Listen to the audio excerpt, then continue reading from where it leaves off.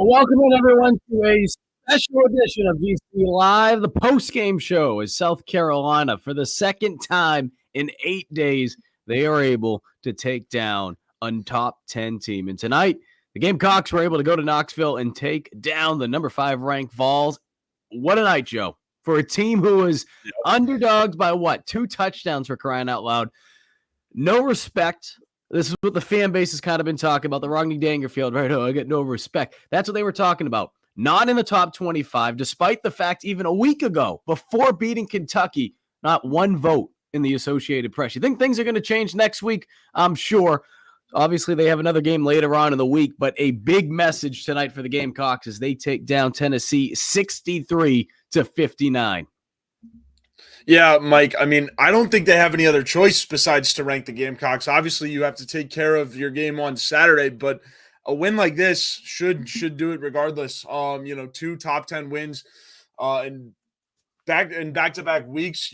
Tuesday night has been a special night for the Gamecocks. It's a very, very big one to go get this one on the road at Tennessee. Obviously Tennessee comes back to Colonial life, but should give you a lot of hope going into that game as well. But yeah, really, really, really good to steal one on the road in SEC play in the thick of it against a top 5 team. Mike, there are so many good things about this win. And it's proof to this team how well they've been playing recently, and just how much they've stick together and rebounded from losses in the past. So we mentioned this the other day, but for those of you who missed, we have a big audience right now. Appreciate everyone tuning in. A very special night here in Columbia, just a week after taking down Kentucky on the home court here for the Gamecocks. They do it on the road tonight, though, against Tennessee. It's been 363 weeks since South Carolina was last ranked. Now, having said that, South Carolina has a game this weekend. They're going to be going to take on Georgia in Athens on the 3rd. That'll be a 1:00 game on the SEC network. But I bring that up because, not to get ahead of ourselves here, but unless South Carolina just comes out and just lays an absolute egg. I mean, I'm not even talking about losing. I'm talking about absolutely laying an egg. This team should be ranked, again, for the first time in 363 weeks. You have to go all the way back to February of 2017 to find that last time the Gamecocks were ranked. Having said all that, Joe, let's put things into perspective, right? Get the win tonight. Take down the number 5 team in the land. Okay. More importantly, for the Gamecocks, they improved now to 18-3. Conference-wise, 6-2. Yes, that one against Georgia a couple weeks ago, that one stings a little bit. But when you look at it, and it's crazy to think this, even the people that believed in this Gamecock team on the outside looking in, I don't think anyone could have imagined them being in the position that they're in right now. And the reason I say that is with the number of transfer players that they brought in here. Yes, experience has been big. Yes, the maturity has been important. There's no question that's been 2 of the main parts as to why South Carolina has been as successful as they are, and you can continue to go down the list. But I bring that up because there would have been an understanding if this team had some growing pains early on because of the new faces, trying to gel. I think there's 9 new faces on this year's team. That's why give a lot of credit to Lamont Paris, give a lot of credit to the upperclassmen for buying into the system, and give a lot of credit for just everyone on this team who has a role, right? Everyone has a role on this team. Talon Cooper, we've talked about this before, what he's meant for this team, and you saw it tonight. Defensively, tenacious. What he does from a point guard standpoint, incredible. Michi Johnson, even when he's not on, there's good things that he does. Josh Gray, the growth, just year to year, especially I think back to when he first arrived at South Carolina. Guys are doing exactly what they need to do. They're not trying to do too much. The old saying, right? Bill Belichick would say, do your job. It applies here for basketball too. Everyone's doing their job. And that's why South Carolina is beating teams. And for people that overlook this team, what more do you need to see? What more do you need to see? I mean, this is a team that should be ranked in the top 15. Whatever happens next week with the rankings, great. But based on what they've done, this is a top 15 team. If you've been paying attention, going all the way back to non-conference play. Yeah, I mean, Mike, you've got to take care of Georgia at Athens this weekend, or in Athens this weekend. But if you can do that, right, you should be at least top 20 team, right? 2 top 10 wins. You didn't get ranked for the last one, which is understandable because you did lose to Georgia. But after this win, right, Mike, there's no doubt that this is a top 25 basketball team in the country, let alone a top, I mean, there's a chance. I mean, if they beat UGA, they could be tied atop the lead for the SEC. They're only a game back of the SEC. And, Tennessee was, I think, half a game back. And so now, barring Alabama losing another game, you're tied for a share of the SEC lead. And so that's huge. In year 2 of the Lamont Paris era, nobody really expected this. Myself included did not expect this. I thought, what did you realistically, and Gamecock fans that are watching, whether it be on Facebook, Twitter, what else do you watch? YouTube, everyone that's watching, we have a bunch of people. I mean, I'll put it this way. Before I even ask that question. The number of people watching, and we have high numbers during football season, especially for big upsets. The post-game show numbers right now, and this was something that we decided to do if South Carolina won tonight. For the people on the outside of Columbia that say people don't care about basketball here, I've been covering this team since that Final Four run, that 2016-17 season. The number of people tuned in tonight, the number of people that was in CLA the other night, they care. You're seeing that. And what you saw the other night, too, with South Carolina, when they returned back into their arena after taking care of Kentucky earlier in the week and they beat Missouri. So I bring those things up, Joe, because people that are watching, be realistic. What was your expectations for this team? Lamont Paris has said it many, many times before, and I'm sure he'll mention it in tonight's post-game press conference. He said it the other day following the win against Missouri. He's mentioned it all the way back to SEC Media Days when the Gamecocks were picked to finish last. They were picked to finish 14th in the SEC.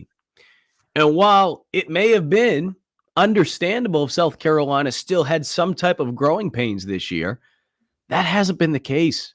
Again, so many new faces. Many new faces. A handful of transfer portal players. And yet Paris and these guys, again, credit to the upperclassmen for being able to buy into the system as quickly as they did, because what they were able to accomplish out of conference, that's where everything started. And again, I say that because if you go back and you watch what this team has done, go back to the beginning of the year. Go back and look at some of those games early on in the season.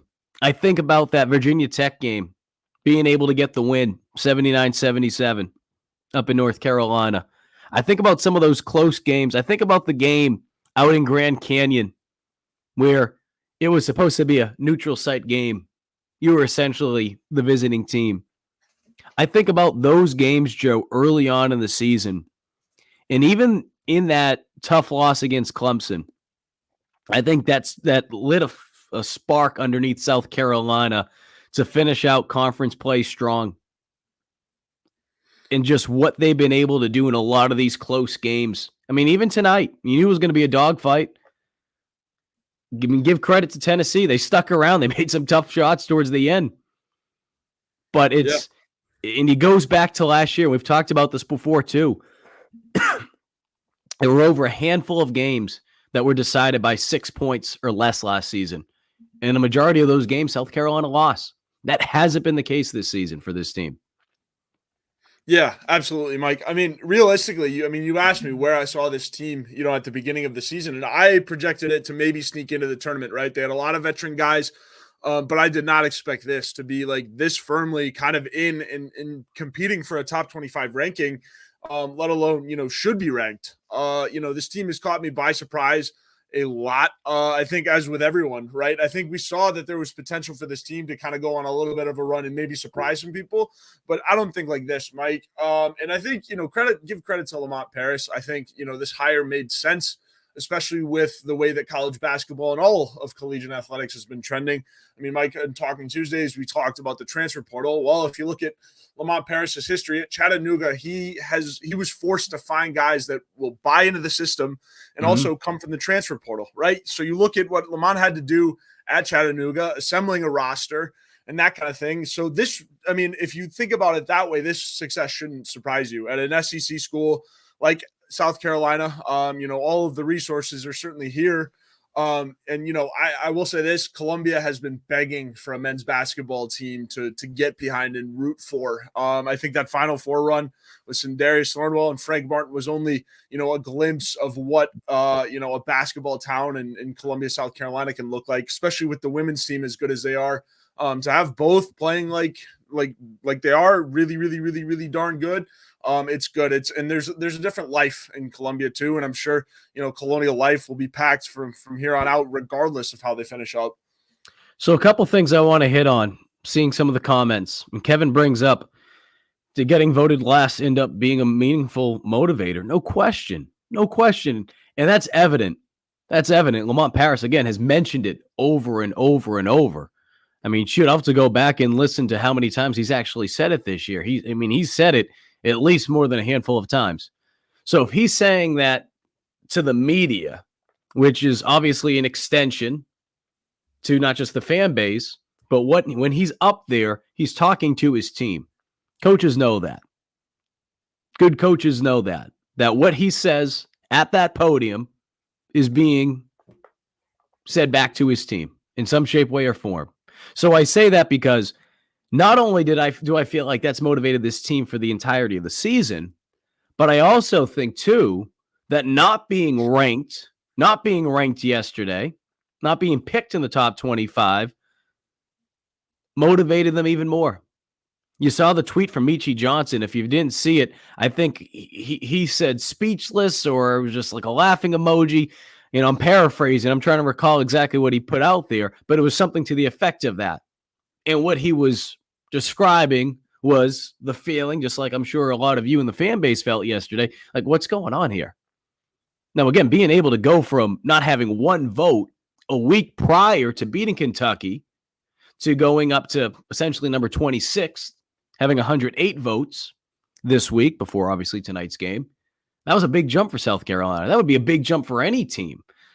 But yet, finding ways to continue to motivate yourself. You feel disrespected that you're not in the top 25. So, Kevin, to build off of what you just said, I don't even think that it's been, okay, no one has believed in us all season. It's continuing to find ways throughout the year to motivate yourself. And South Carolina is able to have success in Athens this weekend and take down Georgia, and they get into that top 25, which we'd all would assume, right? South Carolina is going to have to reinvent themselves in a way. And what I mean by that is you're going from a team now, regardless of what that number says. I mean, I think even last week beating Kentucky put a lot of teams on notice. But now being able to do it back-to-back weeks, I mean, the toughest thing in sports to do is to be able to do something twice, right? And certainly when you look at what's coming up for South Carolina, they got to play Tennessee again. Like, don't forget that. They have to play Tennessee in March at home at CLA. That's the last home game of the year. You have to take on an Auburn team at Auburn, who's pretty pissed off right now, coming off a loss the other night. Got Ole Miss twice, one at CLA on Tuesday night next week, followed by Vandy. Then, like I said, going to Auburn, you play LSU, and then Ole Miss again, Texas A&M, Florida, Tennessee, and Mississippi State. So I say that because, Joe, when we look at South Carolina, where they're at right now, you mentioned Final Four, that 2016-2017 season, which, oh, by the way, like that year, Final Four is just coincidentally in Phoenix, Arizona again. Oh, by the way. But I say that because I think the belief heading into conference play, based on what South Carolina was able to accomplish out of conference, because heading into conference play, South Carolina was 12-1. 12-1. They began conference play 2-2. And since that loss against Georgia 2 weeks ago, they have 4 wins.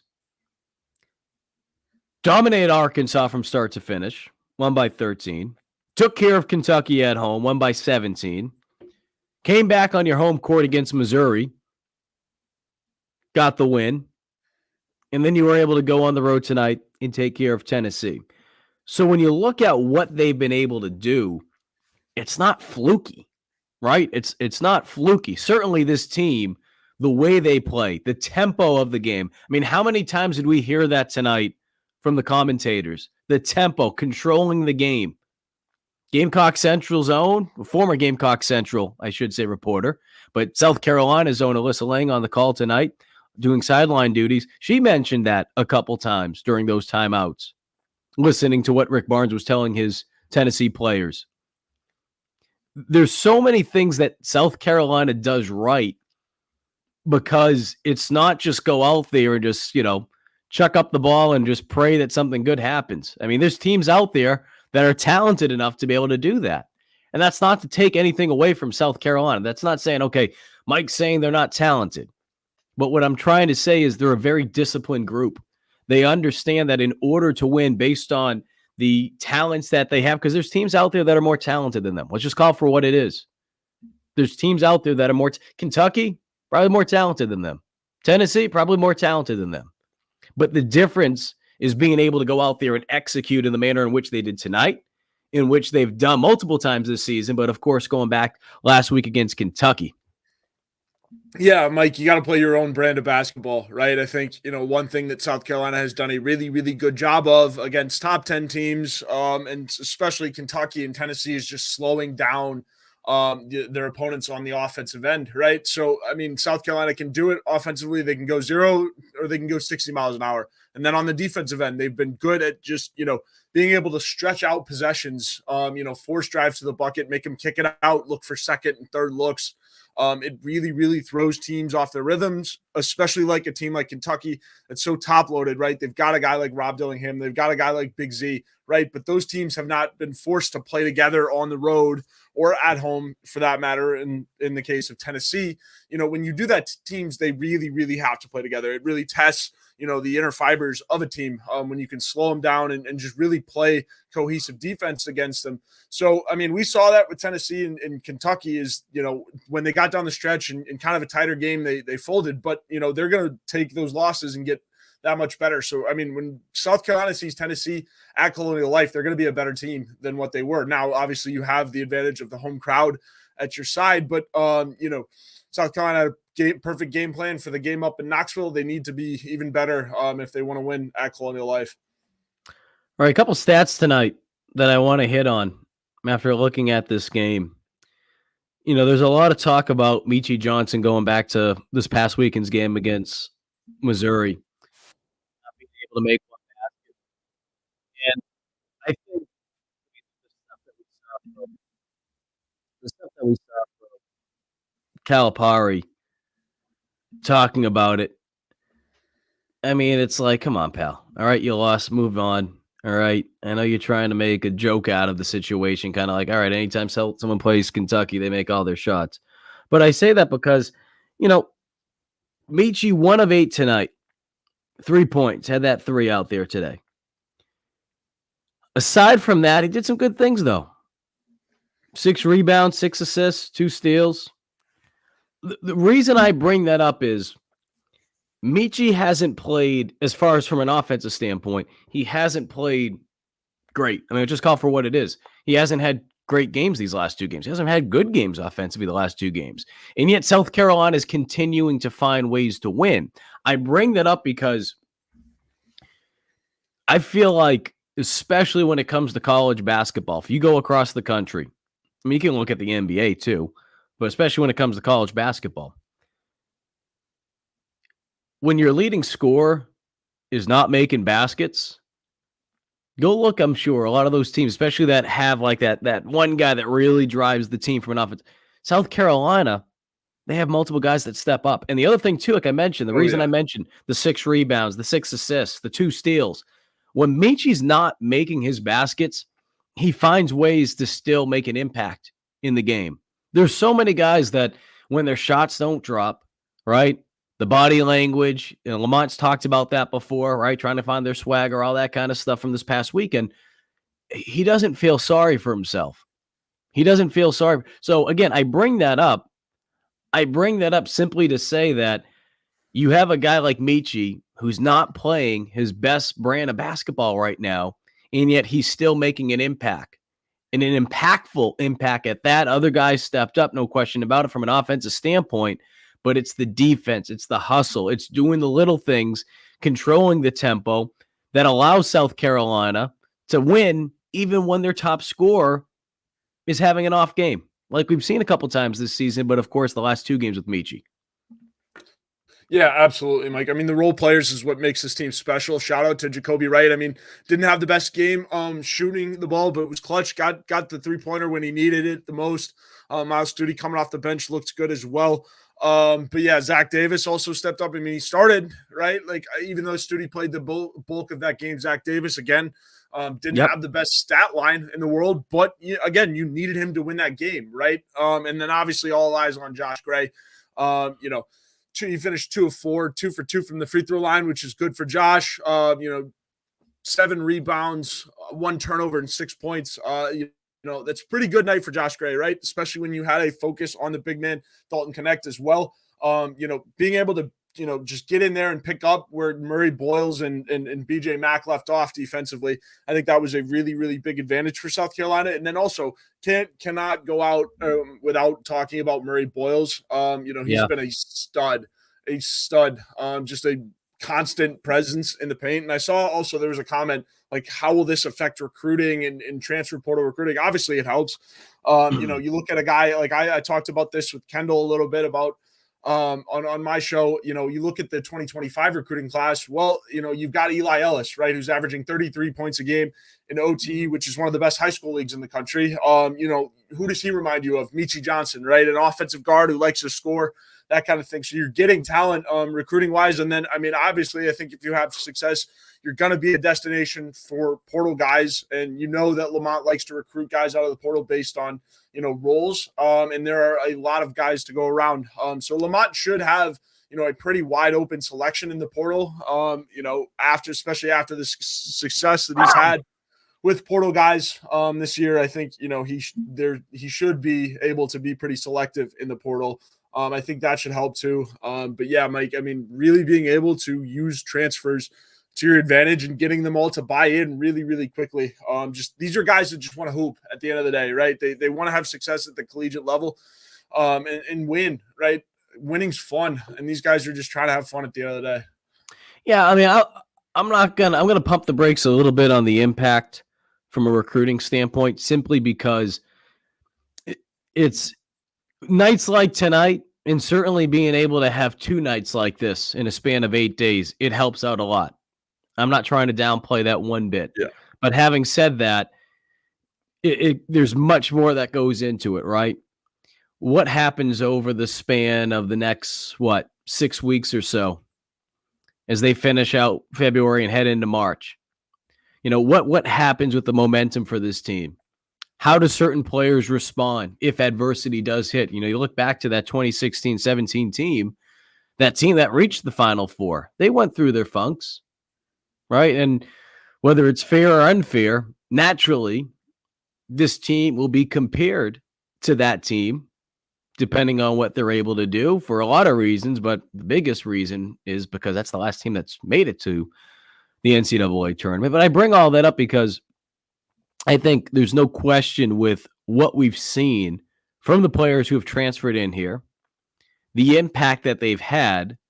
And we've talked about this from a football standpoint, but obviously from a basketball standpoint, the numbers are much less, right? You don't have 100 guys on the team. So for better or for worse, when you look at certain things, you're wondering, okay, how impactful are guys that are coming in from the portal?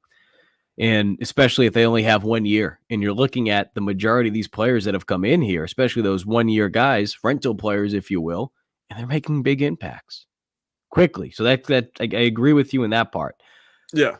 I think we look at too, What are the comments made about Michi, about the play? Should it, concern you? Nope. No. And here's the reason why. Not yet. Here's the reason why. What he's been doing this season, not just from an offensive standpoint, but from a defensive standpoint, he's been a dominant two-way player.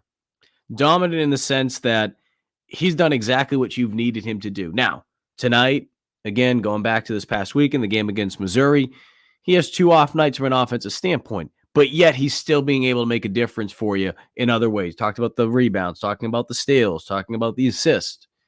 If those other things continue to drop as well, yeah, then I start to get concerned. And there's no question that if South Carolina wants to have success down this stretch, that Michi playing from an offensive standpoint the way that he was playing to start the year and what he's done for the majority of the season, they're going to need him to do that.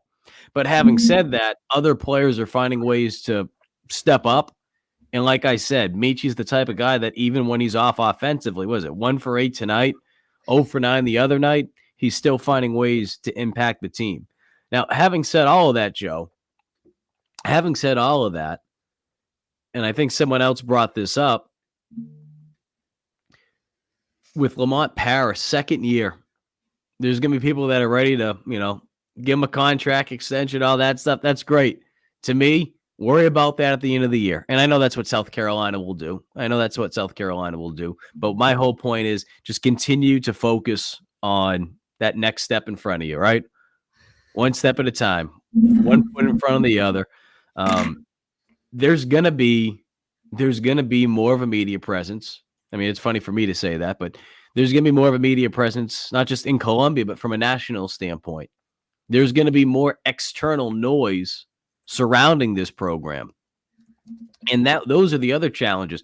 How impactful that can be from a recruiting standpoint in helping this program and helping Lamont Paris and what they're trying to accomplish long-term wise.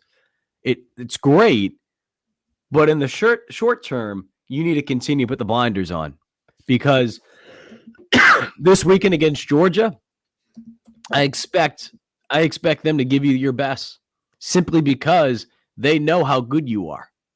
They know what you've done since they beat you. And on top of that, they've beat you before. So from a mental standpoint, they look at it and say, we've done it before. It wasn't easy.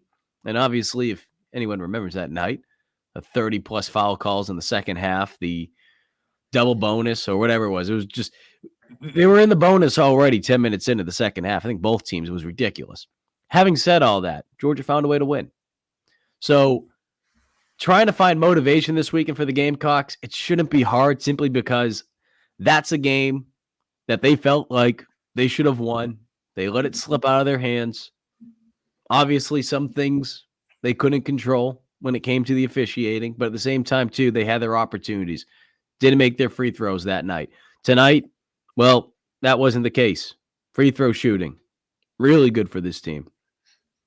Yeah, really, really good for this team, Mike. 18, Joe. Yeah, really good, right? As much as this team is going to foul, and because part of the game that this team is going to have to play, you mentioned the experience. I mean, and granted, it's not that big of an experience gap, but I think, or talent gap, if you will. But I think part of this team's, is figuring out how the refs are going to call the game. And, that depends on the pressure defensively and all of that. So, I mean, if you're going to play it like that, you have to have an ability to draw fouls and then make your free throws because of it, right? Because you're going to get into close games where, teams are going to start fouling if you're up, and you don't have the ability to put away games if you can't make your free throws. Quite literally at the end of the game, you need to make your free throws if you plan to close it out, right? Because if you break a couple of those, maybe Connect goes down the floor and, makes a couple, or, you just missing your free throws gives the other team way, way, way more chances in the last couple minutes. And it's not something that this South Carolina team can afford, especially on the road at a place like Knoxville, right? Hostile environment. You start missing free throws, they're going to add up, right, Mike? Because it keeps going, and then you get in your head, and then it's all over, right? All the momentum is shifted, and it's at a point where you can't recover. So This team does a really, really, really, really good job of, when things get tough or when the game gets tough, getting back to the roots, playing together, making the extra pass on offense, slowing the ball down if they need to, finding the best look. And then on defensively, the quick switches have, obviously that's a really good sign of team basketball. They're not afraid to recover either. The recoveries have been good. So if somebody gets beat, it's a quick switch, recover back. So I think it's very big. And Mike, they're doing all the right things, right? They're playing team basketball at the right time, right? We had talked about it kind of leading up to this, talking about this basketball team. It's like, all right, they got to make it through January. Well, here we are sitting at January 30th, and they're 18-3. With one of the best records in program history. So this team is legit. I think we can say that up until this point. It's going to be interesting to see if they can hold on. I mean, all signs point to that they will, right? Especially with the brand of basketball that they're playing. Like I just mentioned, making the extra pass defensively, the rotations have been crisp, and just the game management, right? I mean, I think Lamont too, he learned a lot in year one in this league too. Sorry, I'm throwing a lot at you, Mike, but I mean, he talked about that on John Rothstein's podcast as well, just kind of learning the style of game in the SEC, how to play it. And then Lamont's just kind of made his own style. And we're seeing it here when we have a team that's fully bought in. I think last year we saw glimpses of it, right? The Alabama game gave you some hope. You played a team that you had no business playing close. And this is just kind of what happens when a Lamont Paris team puts it all together, right? Has everything cooking. And I mean, yes, they suffered adversity in the Georgia loss, but this team put it all back together. Especially, I mean, that loss after Alabama too, Mike. I mean, I think there were still people trying to write this team off, saying that they wouldn't come back and they wouldn't respond to it. So, I think this team has righted the ship in a very, very positive way. And now they're playing their best basketball because of it. Again, if you're just joining us, South Carolina pulls off the upset of number 5 Tennessee tonight, 63-59 in Knoxville, earning their second top 10 victory in 8 days. He's Intern Joe. I'm Mike Yuba, and joining us in just a little bit from Knoxville is our very own from Gamecock Central. And that's the man, the one and only Jack Veltri. He is waiting right now for Studi to speak. He is in the post-game press conference room. We'll hear what his thoughts were about the game, but also what was said after the game. We'll give you a recap, kind of the Cliff Notes version, so you can get you all caught up if you've been paying attention to what we've been saying here, sharing our thoughts. Let us know what you guys think. Whether you're watching on Facebook, whether you're watching on Twitter, whether you're watching on YouTube, share your thoughts in that comment section. We will put it up there on the screen as we celebrate another Gamecock victory for the 18th time this season. USC improves to 18-3 on the year. And how about this? I know I've been kind of putting this stat out there on Twitter, but we got to continue just to update it as we go. Between South Carolina men's basketball and women's basketball now, the two programs have combined to go 37-3. Let me say that again. South Carolina's men and women's basketball programs combined are 37-3 at this very point. That is the best in the country for any two schools in college basketball. Pretty damn special. And I know I saw some people talk about, hey, feels like 2017 again. It obviously wasn't just the men's team that year. The women's team went to the Final Four. Asia Wilson brought the first national title home. The hometown girl being able to help South Carolina win the women's basketball championship that season. And, of course, the men making it to the Final Four. It's been another special year of basketball, and we'll see. Final Four for men, as we mentioned. It is in Phoenix again. And we know what happened the last time South Carolina men's basketball played in a tournament with a Final Four was in Phoenix. Again, Jack will be joining us. Jack will be joining us shortly, and we'll get some updates on far as what is going on out there in Knoxville. I did want to know this, Mike. I saw this question. We'll worry about that another night. It's not about me tonight. It's not about us. It's about the South Carolina win. We'll have fun on Tuesday. You want to tune in on Tuesday? I'll answer your question about horse. But, yeah, look, I really like what South Carolina is doing as far as being able to move on from one game to another, too. I mean, we talked about this a little bit earlier this week on Gamecock Central, but the maturity factor, being able to bring in guys here. We talk about the ability, and Lamont talked about it the other day. I asked him this question in postgame against Missouri. When you lose a game, it's real easy. It's real easy to get so caught up on, okay, hey, we got to flush it. We got to move on to the second game. We cannot allow ourselves to let this snowball into the next game and hold us back. As true as that is, it's also important to be able to flush it when you're winning and when things are going your way and when things are going well. And South Carolina has been able to do that. They did that, of course, against Missouri once they beat Kentucky earlier in the week, but they were able to do it again tonight against Tennessee. And as we mentioned before, being able to go out there and beat Tennessee in the manner in which they did tonight, bam. I think it just proves that they have the ability to overcome what they need to as far as winning and losing, being able to control all the external noise. So are they going to be able to do it again this weekend in Athens, Georgia? We'll have to wait and see, but obviously just one step at a time. Again, we're waiting for Jack to hop on with us. He said he's still waiting for Studi right now as he's in that post-press conference room. Lamont Paris just finished up a little while ago, so we'll get an update on what Paris had to say. But, of course, seeing Studi back out there tonight, you saw him warming up with the team this past weekend against Missouri. Wasn't a go, but being able to get ready. And he was able to come out and give you 13 points off the bench, 3 of 4 shooting, 3 of 3 behind the arc, 4 of 4 from the free throw line. Added 3 rebounds and also had 2 steals. Not bad for a guy making his comeback after getting hurt. Pretty good. Pretty good. Big Red, what you got to say? Taking their opponents deep into the shot clock has been our bread and butter these last few games. Yeah, I think they mentioned it during the game. What they did, especially against Kentucky. I mean, Kentucky heading into that South Carolina game last week, the Wildcats, they weren't a team that had struggles when it came to dealing with turning the ball over because of shot clock violations. In South Carolina, they got them a couple times.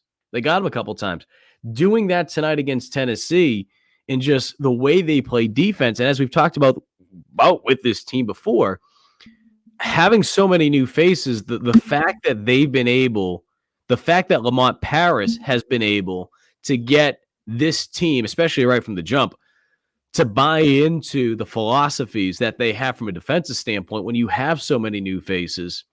I mean, that's a testament to Paris, but it's also a testament to the maturity of this team that so many guys were able to buy in quickly. So another special night from a defensive standpoint, though.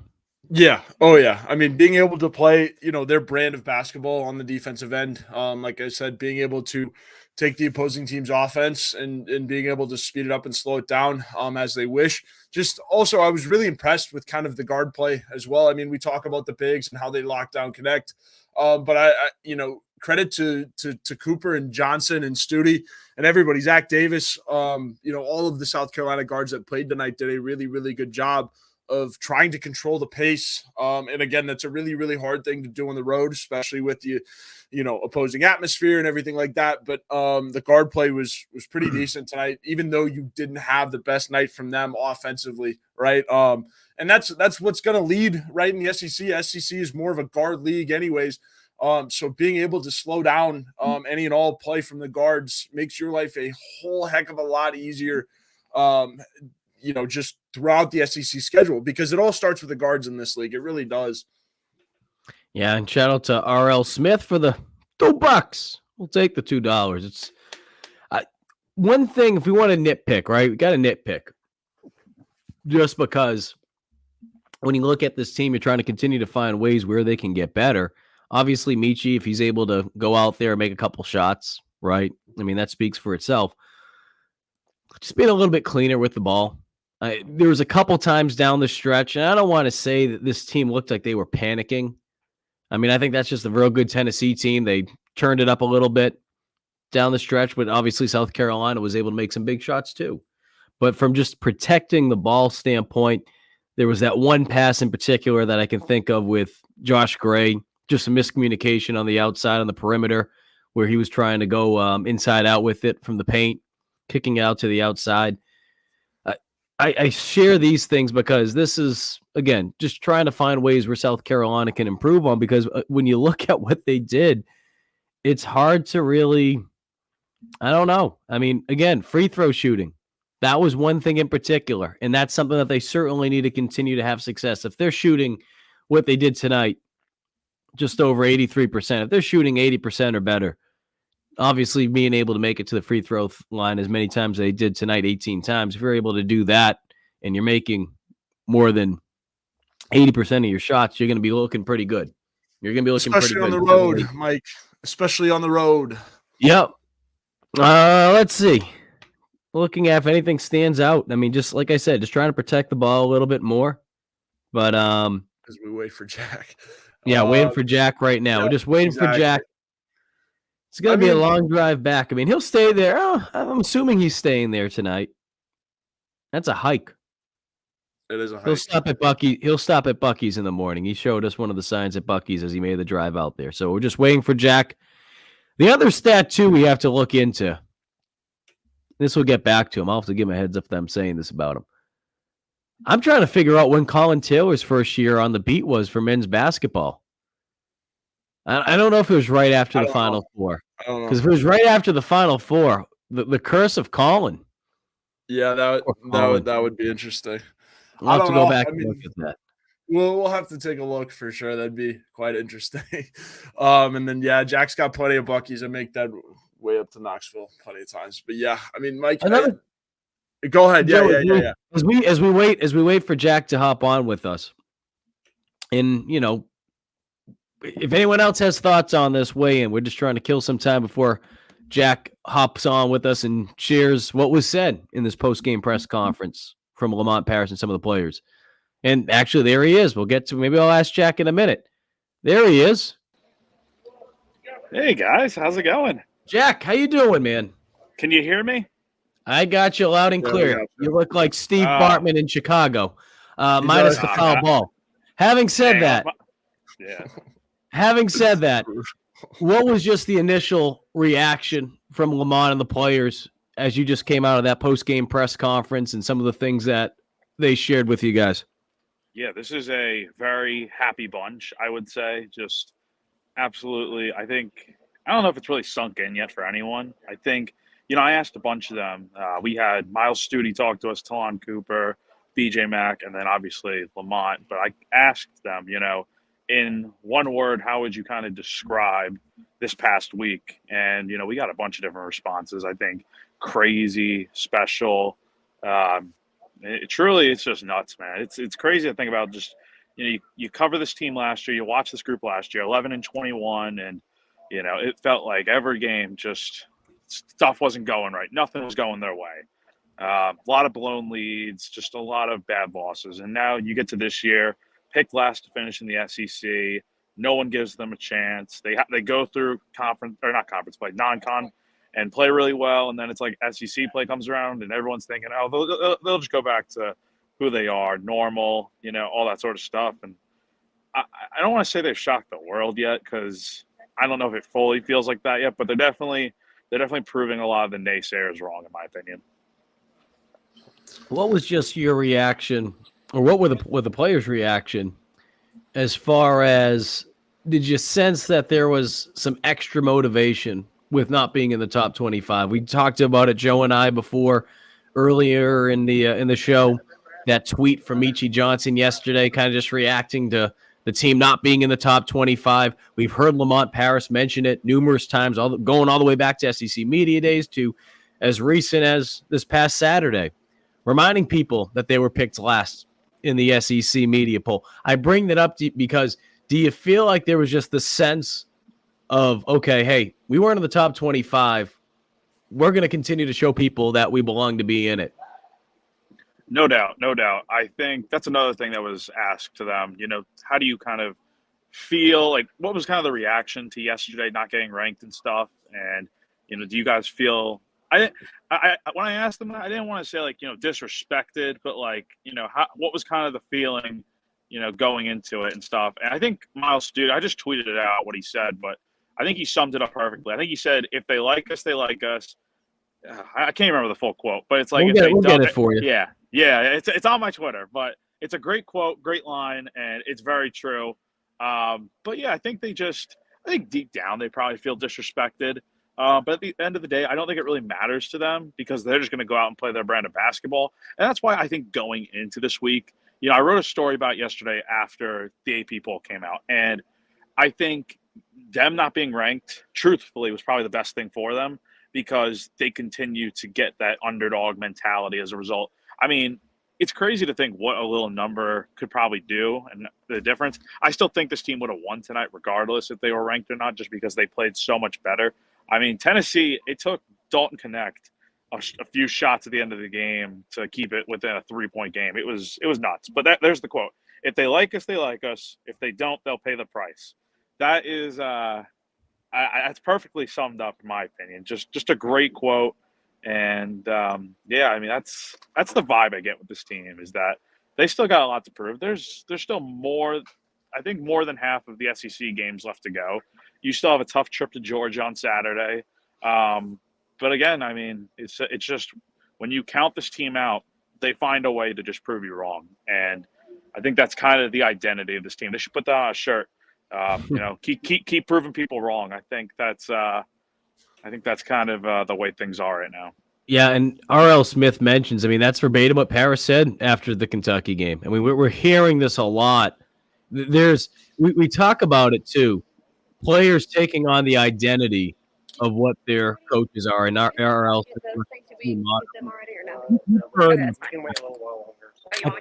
Women's basketball done silly, right? Keep the main thing. And it's not saying that these coaches, this team, creating these slogans in the sense that they're inventing them, but it's become kind of a battle cry. And when I think about this year's team, Jack, again, going back to SEC media days, there's no question being picked last really set a fuel under Paris and this team. Because as I mentioned before, and Jack, you tell me what you think. We were talking before. No one could have predicted, especially from the outside looking in, no one could have predicted South Carolina being in the situation that they're in. 21 games right now, 18-3, 6-2 in conference play. No one could have predicted that on the outside looking in. Having said that, being picked last, how much do you think brought this team together, knowing, okay, this is what the outside believes in us? And probably even that win against Kentucky, there was probably some people saying, all right, it's a nice win from South Carolina, but was that a fluke win? Was that just a bad night for Kentucky? Well, going into Knoxville and taking care of the number 5 team in the land 8 days after beating another top 10 team, I think that sends the message loud and clear that South Carolina is much better than what a lot of people expected them to be heading into the season. I think back to that SEC Media Days press conference where Lamont Paris is at the podium, and the first question he gets asked is, how do you feel about being picked to finish last in the SEC? And I think you could tell, I can't remember what he said, but you could tell right in that moment from his facial expressions, like, why are we being picked to finish last? I mean, to be fair, they did finish 12th in the SEC, I think, last year, and they were a big question mark this year, right? But I think the big thing about them is that they really stocked up in the transfer portal. Let's just talk about, man, we haven't even talked about these guys, man. Talon Cooper, in my opinion, is the biggest addition to this team. Just continues to provide that veteran leadership, but also play super well defensively. And then he hits those 2 threes there. Sets the tone. Sets the tone indeed. Miles Stewart, with the shoulder banged up and all, he wanted to play on Saturday. I think that's another thing I forgot to mention is that he was really itching to play Saturday and didn't, obviously. But he comes in there tonight, hits threes in the corner right across from me over here, and then he hits those 4 free throws at the end of the game. And then BJ Mack, he just works in the paint, and he was telling me that he felt tired. Like he was saying, it is mentally taxing to really, like, I can't show it, but like really back up in the paint and drive to the basket and just try to get a shot off. And most of the time it's tough, but he said it was mentally taxing, but it's just the adrenaline that allows him to just go in there and keep playing. and then Stephen Clark didn't play tonight. So I just think this team is so much better off because of the new guys on this team that have been there before, but not to this extent. They haven't been, back-to-back win, or I'm sorry, 2 wins over top 10 teams in 8 days, right? It's something that I don't think any of these guys have been through, but the fact that they're doing it together and kind of going through it together is something that's going to be really beneficial for years to come with the guys that come back and stuff. But to answer your question about, just the disrespect factor, they won't say it out loud, but it does feel like, okay, deep down, we're being disrespected, and we're going to go out there and we're going to throw some punches and prove you wrong. Yeah, Jack, I mean, obviously you brought up Studi, very big game to have him back, and then obviously make those 2 clutch free throws. Did you ever get to the bottom of what Studi said to those Tennessee players at the line at the end of the game? Do you know what he said? Like, yeah. Are you talking about when he did the whole this thing? There was some dialogue exchanged on those last 2 free throws, and it's seemingly the question of Twitter. Do you have any answer for us on what he might have said? I hate to be the bearer of bad news on a night like this, but he did not. He would not get into what was said. Let's just say he kept it he just wouldn't say it because I'm sure it was bad or whatever. Who knows? I'm sure there was some swear words in there and all of that. I'm sure he said he's wishing him an early happy not Thanksgiving, Valentine's Day, or asking him who's picking in the Super Bowl. Yeah, I'm sure it wasn't anything bad. Oh yeah. No, yeah. That's the way I like to think about it. But I mean, you should have heard this place tonight, man. It was 20,000 in there. I heard. I they got him pretty. They got that crowd pretty quiet for a while too. I mean, give South Carolina credit. I've never been here before, and it is insane. I mean, you got suites behind you here. 21,000 people could fit in this place, and it was so loud. It kind of oh my gosh, it makes me think back to when I was at Neyland Stadium or last year, and it's just 100,000 people. But it kind of felt like that because it's an enclosed space. It's 20,000 people singing Rocky Top, and you do get sick of that song after a while. But it was nuts, and credit to Studi, man. Those free throws. I mean, he's a gamer. Those were tough, and he was able to go up there and clutch up. I think that's the big thing about this team is that they haven't choked up to this point. They handle their business. They do what's needed to be done. And another thing I liked that Lamont had to say was, the magnitude of this game was nuts, right? You're going on the road to Tennessee, top 5 team in the country, all this and that. You have so many factors that you have to think about in this game. But the way this team won, in his opinion, was that they broke it down into small sections or areas of, okay, we need to do this, then we need to do that, and then we need to just do this and just keep from there and so on. And that's a big part of how they won the game. I think they weren't able to really stop Dalton Connect tonight, who was Tennessee's leading scorer. He had 31 points. But outside of that, they were able to handle business on a lot of the key guys for Tennessee. You played very well defensively, in my opinion, for most of the night. You hit the shots that you needed to, even when things weren't going right. You were able to find a way to hit some crazy shots and play well defensively and make enough plays to win the game. No question about it, Jack. Well, hey, we appreciate it. You coming back tomorrow morning? Yeah, so I'm staying in Knoxville overnight. Thank you, Brian Shoemaker, my boss, for doing such a nice thing for me and let me stay over. Then I'll drive back. I'll grab some grub from the best spot in Knoxville somewhere, and we'll head on back and get ready for Saturday, man. So that means Bucky's then. That means Bucky's on the way back somewhere. Yeah, you're gonna need to grab me some beaver nuggets on the way back. Those things are crazy, man. Oh man, I dude, I'm Bucky's, man. It's that was the last thing on my mind until you brought it up. But that'll be a definite stop on the way back. But hey, thanks guys for having me on, and everyone watching, thank you guys for sticking around with us and dealing with all our coverage. It's gonna be crazy the next 24 hours or 48 hours, like it was last week. But we appreciate it. We love you guys, and thank you guys for watching with us. It's it's a pleasure. All right, Jack, appreciate it. There it is. Thanks, Jack. Thanks, guys. Gamecock Central joining us tonight. Man. All right, let's hit the edge real quick. Then we're gonna have our final thoughts, and then we'll wrap it all up here. A double dose of Intern Joe and Mike Uva today. How about that? No one Yeah, ever absolutely, asked Mike. for that. But what they will ask for, though, Joe, is for Liberty Tax, because tax season's right around the corner. Yeah, Mike, exactly. Tax season being right around the corner. April is right there. Tax ID is an uncertain feeling you get right before doing your taxes, but you don't have to go through it alone. The tax team at Liberty Tax in Irmo, Lexington, and Columbia will walk you through the process, clear up any confusion, and guarantee you'll get the biggest possible refund or your money back. It's tax time. If you're in a hurry for your refund, call them the tax team at Liberty Tax. They're fast, accurate, and guaranteed. On the other hand, if you think you might be owing Uncle Sam, talk to the Liberty Tax team to make sure you're not paying more than you should owe. They'll find every possible deduction for you. Locally owned and operated, staffed by tax professionals from your neighborhood. Open 9 to 9 on weekdays and 9 to 5 on Saturdays with multiple service options. Start through the Liberty Tax mobile app or through the desktop portal. Make an appointment or just walk in. Give a call to upload your tax documents. And when you come in, your return will be ready to review and sign. Give them a call on your screen right now. And for those listening, 803-462-5576. Once again, on your screen right now. And for those listening, 803-462-5576 for all of your tax needs.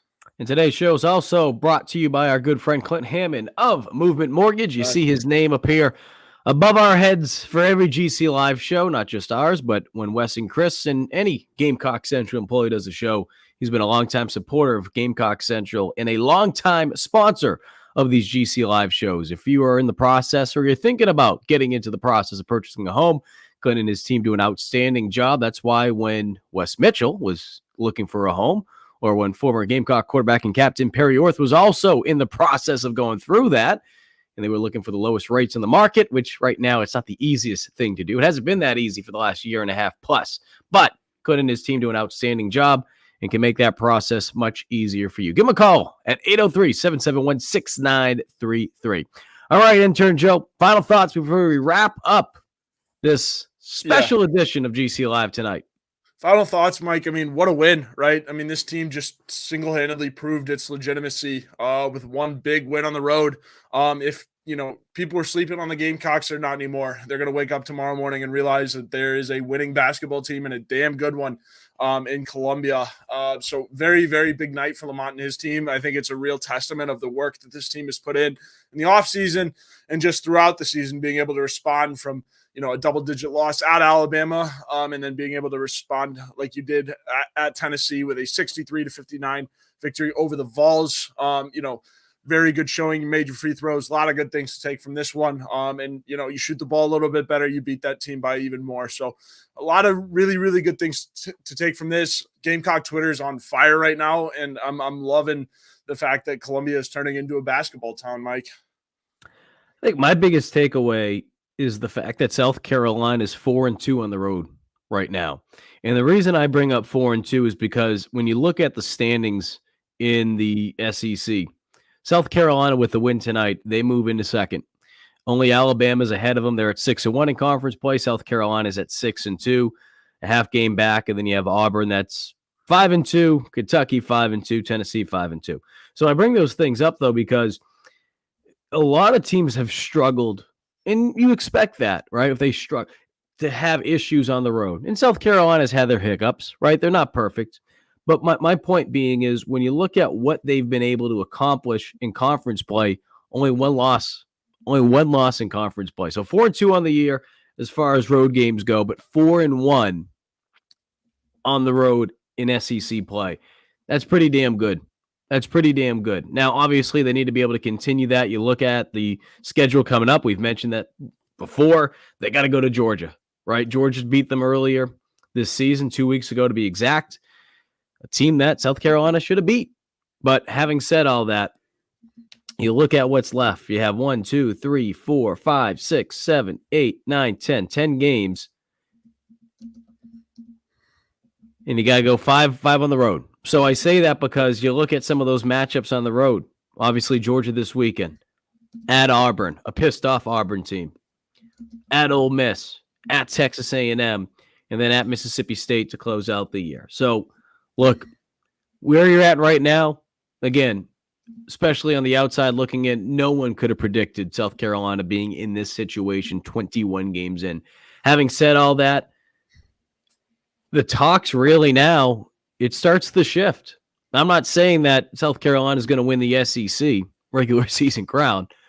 But what I'm saying is they're in position right now where we could be talking about that in the next week or so, next couple weeks. And I say the next week or so because if they're able to go out there, get some of these wins, who knows how things shake up. Alabama's a good team. They're not as good, in my opinion, as compared to a year ago. But things are getting really shooken up in the SEC. Unbelievable. Unbelievable. He's Intern Joe. I'm Mike. You appreciate everyone that tuned in tonight for tonight's special edition of GC Live, the post-game show.